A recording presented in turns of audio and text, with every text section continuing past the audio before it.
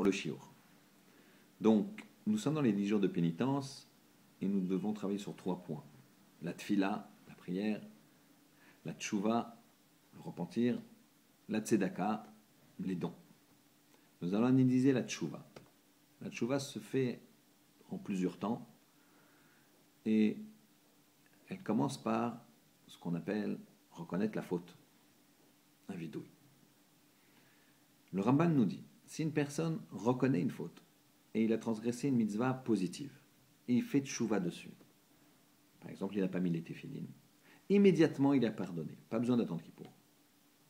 Si maintenant il a transgressé une mitzvah négative, un lo ta'aseh, à ce moment-là la tchouva elle suspend le problème et Yom Kippour vient effacer la faute. Si maintenant c'est une mitzvah négative, mais qui est d'une gravité telle que ça entraîne un karet, c'est-à-dire une peine de retranchement, ou une peine de chayav mitad, de peine de mort. Exemple, peine de retranchement, manger du chametz à Pessah. À ce moment-là, si la personne fait teshuva dessus, il faudra la teshuva bien sûr, Kippour, les deux vont suspendre le verdict, la punition, et ensuite, ça sera vraiment réparé par des problèmes. La personne aura des problèmes dans la vie. Et il y a un quatrième cas, c'est une mitzvah négative, avec un karet ou mita, donc une gravissime, mais en plus qui a entraîné un chilou l'Hachem, la profanation du nom de Dieu. Alors là, il faut faire la tchouva, il faut Kippour, il faut des Issourim, et en plus, il faut la mort. Terrible. On va essayer de comprendre pourquoi et comment on peut réparer ça, quand même. On va poser une autre question.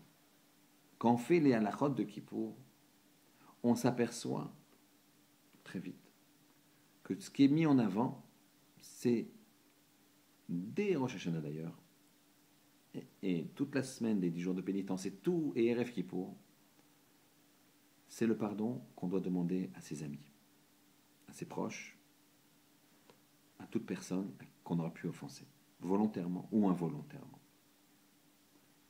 Pourquoi c'est tellement mis en avant? À Kippour, on fait un vidouille, comme on a dit, une introspection, c'est ça la teshuva. Il faut regretter bien sûr, mais pour regretter, il faut d'abord analyser, il faut d'abord comprendre, cibler, déterminer la faute que j'ai faite et l'accepter. À partir du moment où je reconnais la faute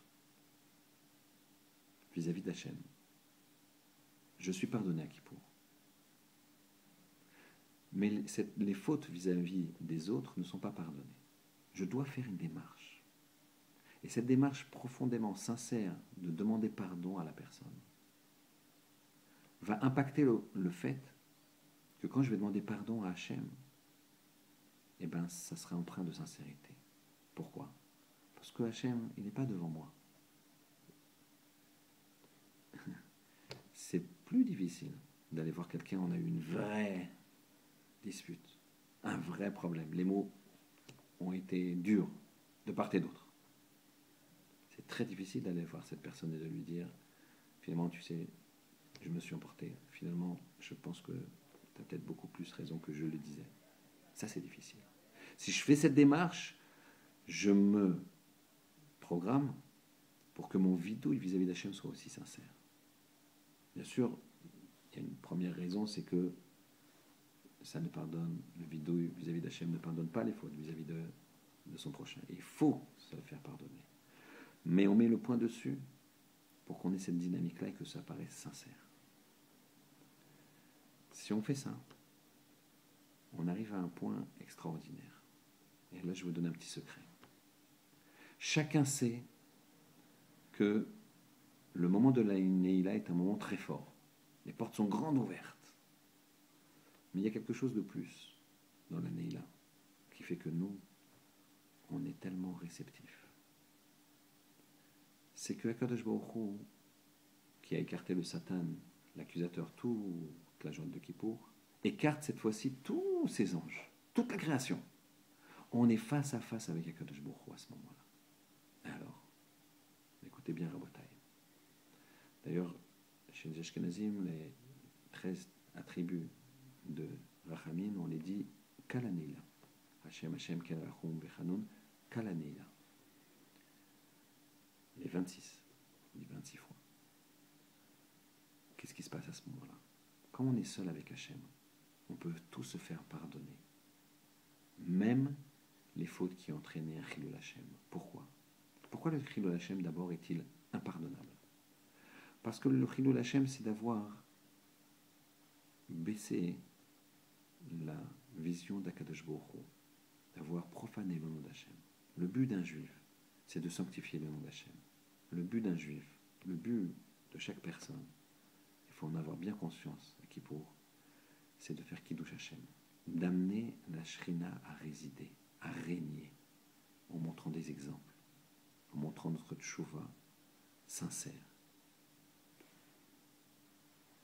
Mais Akadosh Baruch Hu ne peut pas pardonner, même si, entre guillemets, il veut, Kaviachol, c'est une façon de parler, puisqu'il y a toute sa création qui est là. Donc le Chilul Hashem, c'est vis-à-vis de ses sujets. Un roi que j'aurais offensé pourrait me dire, écoute, moi je veux bien te pardonner, mais tu as humilié mon peuple. C'est pour ça que le Chilul Hashem est impardonnable et qu'il n'y a que la mort. Mais là, le Chilul Hashem qu'on a provoqué, Chazo Shalom, à la Neila, il y a un tel amour, un tel rapprochement avec Akadosh Baruch Hu. Puisque Akadosh Baruch Hu, on est seul, lui et moi, lui et toi, seuls face à face, sans tous les éléments de la création. À ce moment-là, il peut être mochel sur son kavod, sur son honneur, puisque là, il n'y a plus les autres qui bloquent, entre guillemets, l'honneur de Akadosh Baruch Hu qui a été bafoué, que tu as bafoué. Donc c'est un moment extraordinaire. Si on a la dynamique de demander pardon aux autres, d'être sincère, c'est dur. À ce moment-là, on profitera pleinement du pardon d'Akadosh Baruch Hu et de l'acceptation de notre Teshuvah Khatima Tova.